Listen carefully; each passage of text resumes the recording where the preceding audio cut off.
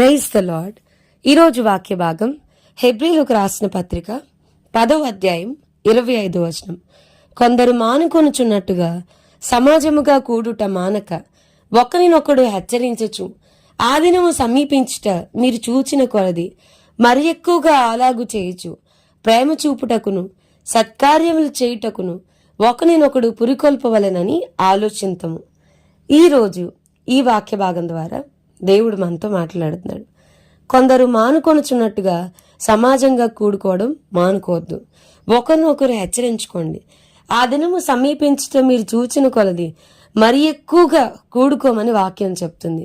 ప్రేమ చూపడానికి, సత్కార్యాలు చేయడానికి, ఒకరినొకరు పురికొల్పుకోవడానికి, రేపుకోవడానికి ఆలోచించండి అని వాక్యం ద్వారా ప్రభు మనతో మాట్లాడుతున్నాడు.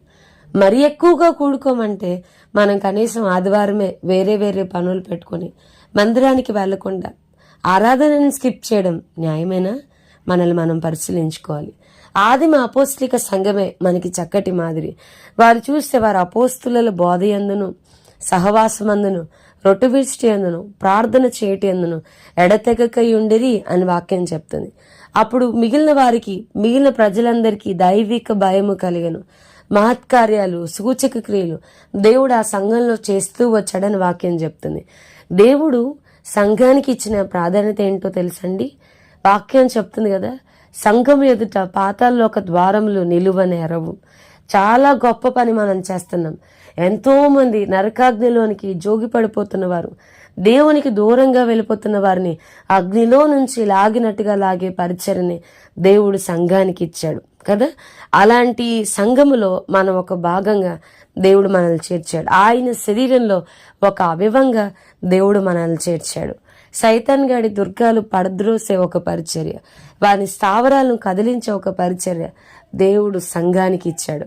అందుకనే వాక్యం చెప్తుంది, తండ్రితో క్రీస్తు ద్వారా మనల్ని దేవుడు సమాధానపరుచుకున్నాడని, ఆ సమాధానపరచు పరిచర్యని దేవుడు మనకు అప్పగించాడని వాక్యం చెప్తుంది. ఎంతో మంది దేవునికి దూరంగా వెళ్ళిపోతున్న వారిని మనం మరలా తిరిగి తండ్రి దగ్గరికి తీసుకుని వచ్చే పరిచర్యని దేవుడు మనకు అప్పగించాడు. సో మరి ఎక్కువగా కూడుకోండి అని వాక్యం చెప్తుంది. ఎందుకు ఆదివారం మందిరానికి వెళ్ళాలి, ఎందుకు వేరే పనులు పెట్టుకోకూడదు అని అంటే వాక్యం చెప్తుంది, ఐరన్ షార్పెన్స్ ఐరన్, ఇనుము చేత ఇనుము మండించబడును.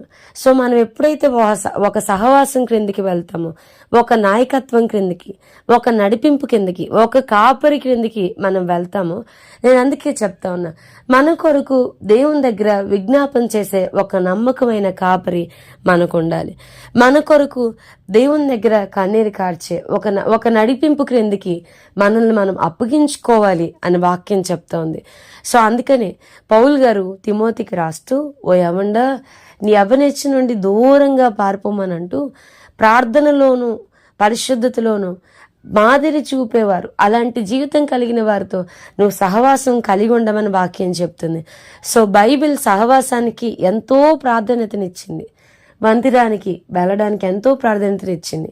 మందిరానికి వెళ్ళడం లేదా సమయానికి మందిరానికి వెళ్ళడం అనేది ప్రభువును గణపరచుటలో ఒక భాగం. How important hour God is. దేవుడు మనకి ఎంత ముఖ్యుడు, మనకెంత ప్రథముడు, లేదా మనం ఆయనకి ఇచ్చే ప్రాధాన్యత ఏంటి అనేది వ్యక్తపరచడమే ఆదివారం మందిరానికి వెళ్ళడం. ఒక సహవాసాన్ని మనం తప్పకుండా కలిగి ఉండాలి. సో వేరు పనులకు ప్రాధాన్యతనివ్వకుండా మీరే మాకు దేవుడని, మా చేతి పనులతో మేము ఇక చెప్పము అని వాక్యంలో దేవుడు మాట్లాడుతున్నాడు. సో మన చేతి పనులకి మనం ఎక్కువ ప్రాధాన్యత ఇచ్చే వారంగా కాకుండా దేవునికి మొదటి స్థానం ఇచ్చి మందిరంలో సహవాసంగా కూడి ప్రభువుని కనపరిచేటువంటి ఉన్నతమైన భాగ్యాన్ని ప్రభు మనందరికీ దయచేయను గాక. ప్రార్థన చేద్దాం. ప్రభా, ఈ వాక్యాన్ని వింటున్న మా ప్రియులైన వారిని అందరినీ జ్ఞాపకం చేసుకోండి. నేను యెహోవా యొద్ద ఒక్క వరమడిగి తిని అని కీర్తనకాడు అంటా ఉన్నాడు. ఏంటయ్యా అని అంటే, ఆయన మందిరంలో నేను ఉండాలి, ఆయన ప్రసన్నతను నేను చూడాలి, జీవితాంతము ఆయన పాద సన్నిధిలో ఉండాలి, నా ఒక్క వరాన్ని కోరుతా ఉన్నారు. సో మా పితరులు అంత విలువిచ్చిన దాన్ని మేమెంత నిర్లక్ష్యంగా ఉండడం కరెక్ట్ కాదు కదా ప్రభా. ఈ వాక్యాన్ని వింటున్న మా ప్రియులైన వారందరూ వారి కుటుంబాలతో సహా మీ పాద సన్నిధిలో చేరు భాగ్యాన్ని ప్రతి వారికి దయచేయమని యేసు నామమున అడిగి వేడుకొంచున్నాం తండ్రి. Amen. God bless you and have a blessed day.